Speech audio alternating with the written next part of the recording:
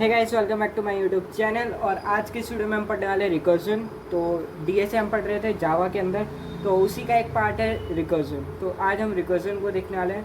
तो रिकर्जन क्या होता है, जैसे आपने मैथमेटिक्स के अंदर फंक्शंस पढ़ा होगा, तो आपने जेई के लिए पढ़ा होगा फंक्शंस। तो फंक्शंस में क्या होता है कि फंक्शन के अंदर फंक्शन होते हैं, मल्टीपल फंक्शंस। जैसे एक फंक्शन के अंदर मैंने दूसरा फंक्शन डाल दिया, तो वो मैथमेटिक्स में आपने देखा होगा एफ एक्स करके फंक्शंस होता है, ठीक है। तो उसी चीज़ को हम कोडिंग के थ्रू कैसे अप्लाई कर सकते हैं, तो वो चीज़ रिकर्शन होती है, ठीक है। तो रिकर्शन करने के लिए आपको फंक्शंस की नॉलेज पहले से होनी चाहिए, और इटरेशन और लूप्स की, ठीक है। तो आप इस टॉपिक को कर सकते हो, और ये टॉपिक काफ़ी ज़्यादा मतलब ईजी टॉपिक है, और मैं यहाँ अपने नोट्स से ये इस टॉपिक को आज पढ़ाने वाला हूँ। सो अगर आपको नोट्स चाहिए तो आपको डिस्क्रिप्शन में मिल जाएगा, ठीक है। आप वहाँ से इस नोट्स को डाउनलोड कर सकते हो, और नोट्स से हम करेंगे, और इसका इम्प्लीमेंटेशन आप खुद कोडिंग करके कर सकते हो, ठीक है। मैं आज आपको नोट्स से बिल्कुल डीए से कराएंगे, ठीक है। तो रिकर्शन शुरू करते हैं आज। तो रिकर्शन सबसे पहले क्या होता है, जैसे मैथमेटिक्स में आप जैसे यहाँ में कर्सर देख सकते हो, तो एफ एक्स बराबर में एक्स स्क्वायर माइनस गिवन, ठीक है। तो जैसे एक फंक्शन है एफ एक्स बराबर में एक्स स्क्वायर माइनस गिवन, तो अब इस फंक्शन के अंदर मैं दूसरा फंक्शन कॉल कर दूँ, यानी एफ ऑफ एफ एक्स है ना। तो जैसे एफ ऑफ एफ एक्स अगर मैं कॉल करता हूँ, तो क्या होता है कि यहाँ पे एक बार ये इसको ले लेते हैं, आता है कि नहीं। हाँ, तो जैसे एफ ऑफ एफ एक्स है, तो ये तो सही नहीं है, तो हाँ, तो इसके बिगर भी हम कर सकते हैं। तो एफ ऑफ एफ एक्स है, जैसे कि एफ ऑफ एफ एक्स है, तो एफ ऑफ एफ एक्स का मतलब क्या है, फंक्शन के अंदर हमने वैल्यू क्या डाली, फंक्शन की वैल्यू डाल दी, यानी फंक्शन को खुद में ही हमने कॉल कर दिया। अब जैसे फंक्शन हमारे पास एक्स स्क्वायर दे रखा है, तो हम एक्स स्क्वायर के अंदर क्या वैल्यू डालेंगे, एक्स की वैल्यू क्या डालेंगे, हम एक्स स्क्वायर ही डालेंगे, यानी एक्स की वैल्यू जब हम एक्स स्क्वायर डाल देंगे तो एक्स की पावर 4 हो जाएगी, ठीक है। ऐसे ही करके हम इन फंक्शन को कॉल करते हैं, ठीक है। ये तो मैथमेटिकली है। अगर मैथमेटिकली आपको ये टॉपिक आता है तो रिकर्जन आप यहाँ से कर सकते हो, वरना आपको मैथमेटिक्स में जाके पहले देखना पड़ेगा, ठीक है। तो अब जैसे एफ ऑफ जी एक्स है, ये बराबर में एक्स स्क्वायर है, तो अब यहाँ पे दो बार मल्टीपल हमने एक के अंदर एक डाला है, तो इसको रिकर्जन कहते हैं, ठीक है। फंक्शन डैट कॉल्स इटसेल्फ, ठीक है। अब इसको कैसे करना है हमको, तो इसको अप्लाई करना कैसे है, तो एक क्वेश्चन सबसे पहले हम देखते हैं, प्रिंट नंबर्स फ्रॉम 5 to 1। अब 5 से लेकर 1 तक के हमको नंबर प्रिंट करने हैं, तो हमने यहाँ पे अपना कोड लिखा, पब्लिक स्टैटिक वॉइड प्रिंट नम बी इंट एन, ठीक है। अब इसके अंदर हम क्या लिखेंगे, इफ़ एन बराबर 0, तो ये रिटर्न कर देगा, ठीक है। तो खाली रिटर्न करेगा। अब सीसो क्या होता है, जब हम वी एस कोड में सीसो लिखते हैं, तो ये automatically system dot print out dot L N print कर देता है, ठीक है। तो इसलिए आप यहाँ पे सीसो लिखा है, तो इसका मतलब वही है कि प्रिंट करा रहे हैं हम एन की वैल्यू, ठीक है। अब यहाँ पे प्रिंट कराई हमने एन की वैल्यू, और नीचे हमने क्या लिखा, प्रिंट नम एन माइनस 1, ठीक है। तो N print num N minus 1। अब हमारे फंक्शन का नाम ही प्रिंट नम था, हमने फंक्शन के अंदर फंक्शन को डाल दिया, ठीक है।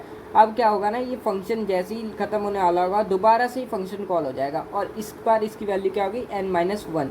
तो एक बार ही फंक्शन को कॉल करा जब एन की वैल्यू 5 थी, तो क्या था, 5 प्रिंट हुआ। फिर क्या हुआ वो देखिएगा, वापस से फंक्शन को कॉल किया जा रहा है, अब की बार हमने वैल्यू कम कर दी, तो हमने वैल्यू कम कर दी 4, अब 4 भी प्रिंट हुआ, 3 प्रिंट हुआ, 2 प्रिंट हुआ, 1 प्रिंट हुआ। अब जब 0 होगा, इफ़ एन बराबर में 0, तो ये रिटर्न नन करेगा, तो अब ये आगे कॉल नहीं होगा, अब बस यहीं से ये रिटर्न हो जाएगा, ठीक है। तो ये था हमारा पहला क्वेश्चन, ठीक है। इसको आप इम्प्लीमेंट करके देख सकते हो कोड करके। सेकेंड क्वेश्चन हमारे पास, print sum of first n natural number. तो एन नेचुरल नंबर के लिए हम क्या करेंगे, पब्लिक क्लास रिकर्जन 1। सो ऊपर भी आपको पब्लिक क्लास बनानी पड़ेगी, ठीक है। तो पब्लिक स्टैटिक वॉइड प्रिंट सम इंट आई इंट एन इंट सम लिया, ठीक है। इफ़ आई बराबर में एन हो जाता है, तो सम की वैल्यू हम आई से प्लस कर देंगे, ठीक है। और system dot out dot print l n sum, और रिटर्न कर देंगे, ठीक है। वैसे ही किया है, वैसे ही ऊपर किया था। अब नीचे लिखेंगे हम सम प्लस बराबर में आई, print sum i plus 1 comma N comma सम, ठीक है। अब एन नेचुरल नंबर है यहाँ पे, ठीक है। और इसके बाद हमने मेन फंक्शन जो है उसको कॉल किया, और उसके अंदर हमने ये वैल्यू पुट कर दी, ये वाली मेन फंक्शन के अंदर ये, ठीक है। अब इसमें आप देख सकते हो फंक्शन के अंदर जो फंक्शन कॉल हुआ है, print sum i plus 1 comma n plus n comma sum, तो यहाँ पे हमने आई की वैल्यू 1 बढ़ा दी, क्योंकि हमको फर्स्ट एन नेचुरल नंबर्स तक जाना है। तो एन नेचुरल नंबर यानी पहला नेचुरल नंबर, दूसरा, तीसरा, चौथा, तो हमारी वैल्यू बढ़ती जानी चाहिए आई की, ठीक है। इसलिए हमने यहाँ पे आई की वैल्यू को बढ़ा दिया, ठीक है। अब नेक्स्ट देखते हैं हम। तो नेक्स्ट हमारे पास पब्लिक क्लास, तो ये हमारे पास फैक्टोरियल कैलकुलेट करने के लिए, ठीक है। तो public static int factorial int N, if N बराबर में 1 and N equal to 0 return -1, ठीक है। और इंट फैक्टोरियल एन एम बराबर में कैल फैक्टोरियल एन -1, ये वापस से हमने इसी फंक्शन को कॉल कर दिया, ठीक है। और इंट फैक्ट अंडरस्कोर एन बराबर में N into factorial underscore N M में और रिटर्न फैक्टर अंडरस्कोर एन, यहाँ पे हम फैक्टोरियल को कैलकुलेट कर रहे हैं, ठीक है। अब यहाँ पे हम मेन फंक्शन के अंदर वैल्यू दे देंगे एन की, और यहाँ पे हमने फंक्शन को कॉल करा दिया और उसको प्रिंट करा दिया, ठीक है। तो ये फैक्टोरियल हमारा प्रिंट हो जाएगा। इसको भी आप अपना कोड करके देख सकते हो VS कोड में, ठीक है। अब प्रिंट फिबोनी की सीरीज़ क्या होती है, जैसे आपने 1 और 1 को ऐड करा, अब बना 2, अब 2 और 1 को ऐड करोगे तो बनेगा 3, अब 3 और 2 को ऐड करोगे तो बनेगा 5, अब 5 और 3 को ऐड करोगे बनेगा 8, 8 और 5 को ऐड करोगे तो 13, 13 और 8 को ऐड करोगे तो बनेगा 21, ठीक है। 21 और 13 को जब आप ऐड करोगे तो बनेगा 34। तो ऐसे आप ऐड करते हो फिबोनी की सीरीज़ में, ठीक है। प्रीवियस वाले को आप नेक्स्ट वाले से ऐड करते हो और फिर नेक्स्ट वाला बनता है, ठीक है। फिर उस नेक्स्ट वाले को आप प्रीवियस वाले से ऐड करोगे फिर नेक्स्ट बनेगा, ठीक है। तो पब्लिक क्लास रिकर्जन हमने डाला, फिर public static void print fib और फिर हमने लगाया ये ब्रैकेट, फिर इंट ए इंट एन और इंट एन, ठीक है। फिर हम int a int b int n, फिर हमारे पास if n is not equal to 0 तो रिटर्न कर देगा। इंट सी बराबर में a+b और system.out.println c, ठीक है।